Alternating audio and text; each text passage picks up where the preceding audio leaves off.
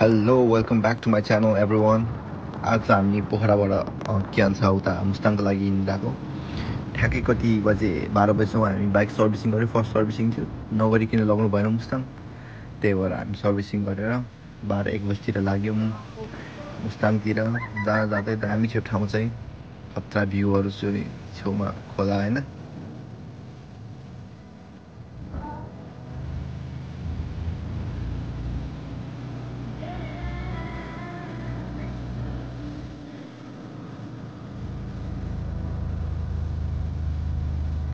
नेपालको बाटो चाहिँ पुरै खतम हो, तर चाहिँ होस् मुस्ताङ जाने बेला चाहिँ अफ रोड चाहिँ अलिक जसलाई मनपर्छ नि, छुट्टै दामी चाहिँ ठाउँ चाहिँ होइन। अफ रोड गर्दै हिँड्यो रमाइलो हुँदै।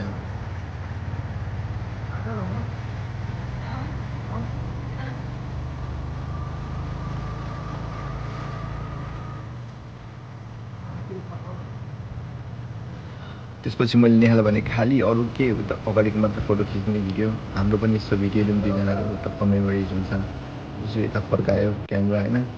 त्यसो ठाउँ हेर्दा जति अगाडि बढ्दै गयो त्यति राम्रो हुँदै गइरहेको थियो। हिमालय हेरेपछि त झन् अझै दामी दामी हुँदै जान्छ सिनहरू। अब जति माथि गयो त्यति राम्रो सिनहरू आउँदै गर्छ।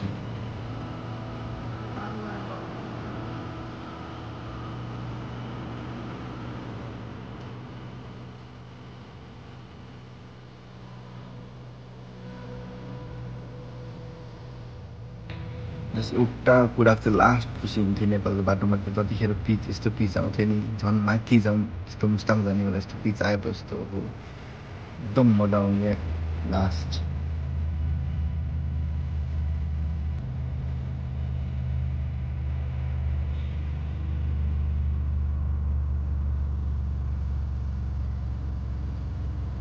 त्यहाँदेखि जाँदा अराउन्ड 7 बजीतिर हामी मुस्ताङ पुग्न लाग्थ्यौँ। तर मुस्ताङ पुग्नु अघि नै एउटा ढुम्बा लेक छ, त्यो जाउँ न अहिले हेऱ्यौँ भनेर होइन गएको। त्यसपछि सर्टकट बाटोबाट गइरहेको थियो यसरी हामी। जाँदा यस्तो डेन्जर भएको थियो कि बाइकै उडाउँदा जस्तो भइरहेको थियो। मान्छे झन् के हो के जाँदा दुवैजना खस्यौँ। त्यसपछि एकदम डरायो नेहा। त्यसपछि पुगेर हामी होटलमा एकछिन रेस्ट गऱ्यौँ। सो खुट्टा सुने, मेरो पनि खुट्टा सुनेको थियो। Hello good morning every one. So आज हामी जमसङमा छौँ अनि अहिले अब हामी मुक्तिनाथतिर गइरहेको छौँ। सो मर्निङ भ्यू हजुरहरूलाई देखाउन गइरहेको छौँ कस्तो छ आजको भ्यू होइन।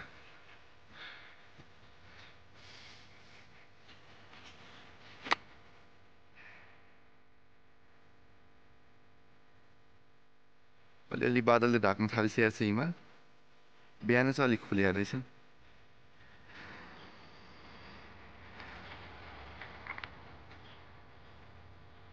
This is the view guys. दामी छ भ्यू चाहिँ। हामी होटलमा बसेको छौँ। डान्सिङ याक सनराइज।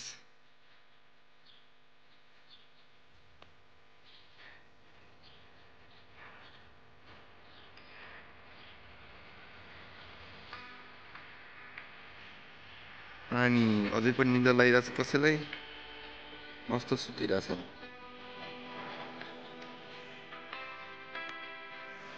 बाइक स्टार्ट गरिसकेको, तातिरहेछ। अब चाहिँ माथितिर हामी लाग्छौँ। यहाँ चाहिँ क्यामेरा जस्टिफाई गर्दैन होला, त्यति आँखाले गर्छ। नेक्स्ट रुम दामी छ।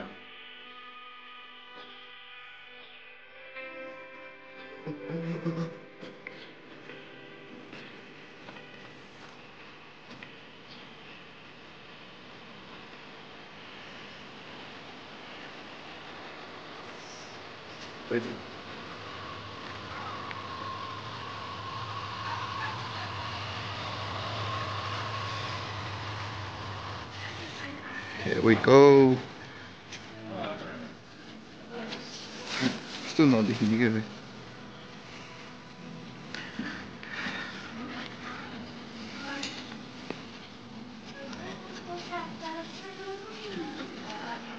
यो चाहिँ ठ्याक्कै मुक्तिनाथ मन्दिर बाहिरबाट खिचेको भिडियो। त्यहाँ भ्यू चाहिँ दामी देखिन्छ, चारतिर हिमाल हिमाल पाहाडले टक्क ढाकेको। दामी थियो यस ठाउँ चाहिँ।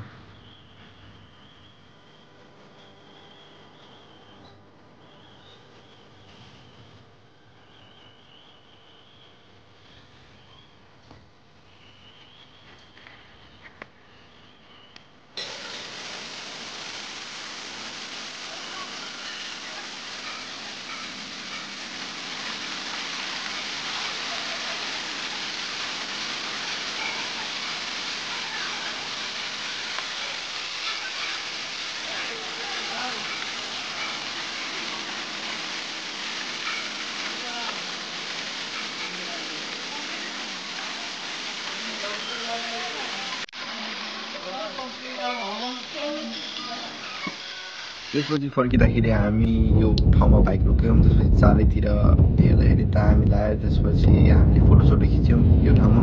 ठाउँ पनि एकदम राम्रो थियो। अनि एकजना मान्छेहरूले त्यहाँ घोडासोडा राखेर यहाँ चाहिँ नेपालको झन्डा राखेर फोटो पनि खिचिदिन्थ्यो। त्यसपछि त्यही खिच्यौँ हामीले। त्यही अगाडि हेर्नु होला अब।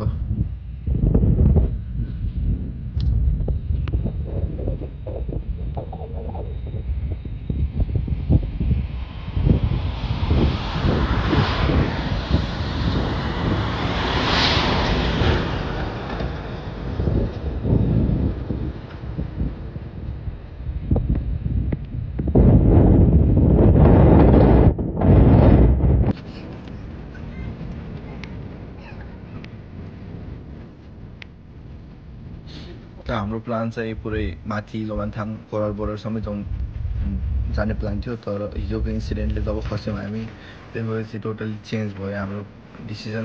मान्छेहरूलाई सोद्धा पनि पुरै माथि त पुरै अफरोड छ, के भन्छ 5-6 घन्टा अफरोडै बाटो छ भनेर। त्यसपछि हामी फर्क्यौँ होटलतिर।